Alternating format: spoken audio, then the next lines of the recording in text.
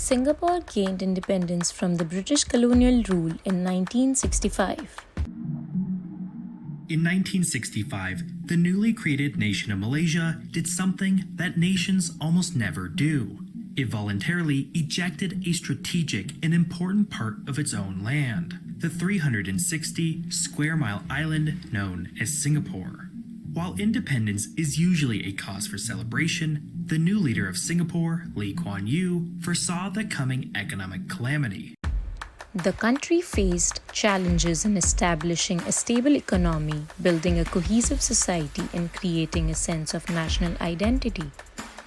Through hard work and determination, Singapore has become one of the most prosperous and successful nations in the world.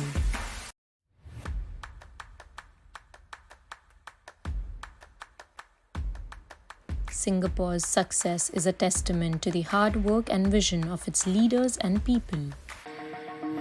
Singapore's Urban Redevelopment Authority is in charge of identifying the future needs of all Singapore's land.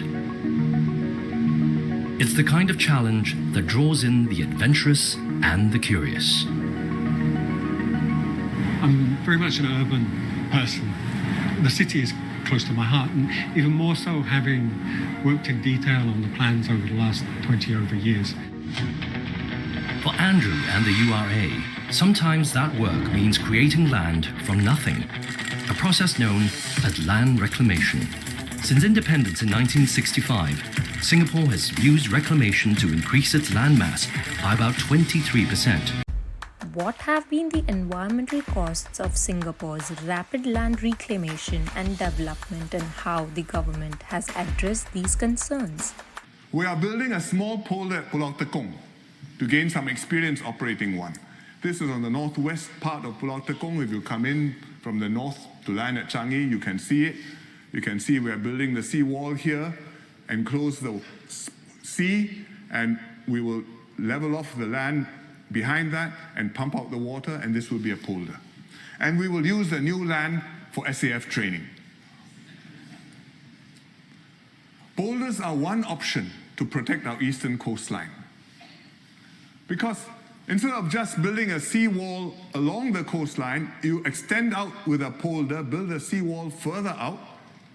You not only protect the existing low-lying pink areas, but you extend out and create more land reclaimed from the sea, which we can use for housing and other valuable purposes. So that's one possible solution for the East Coast, to build polders along the coastline. Are these steps taken by the government only considering human development and impact on human life? Is this justice to Singapore Strait and its biodiversity? Land reclamation has caused the loss of important coastal habitats and increased urbanization of natural green spaces and potential flooding. Steps have been taken to address these concerns. Questions remain about the long-term sustainability of growth strategy, assessing environmental costs and benefits, and ensuring sustainable and resilient growth for not only humans but the entire ecosystem that we are part of. We need to change how we think about the environment. Instead of trying to protect it from our activities, we should work with it to manage it better. This is important in countries like Singapore, where we tend to focus more on building infrastructure and less on taking care of the environment. If we start to take responsibility for the environment too, we can make a big difference. This means thinking about it as something we all own and not just something that's there for us to use.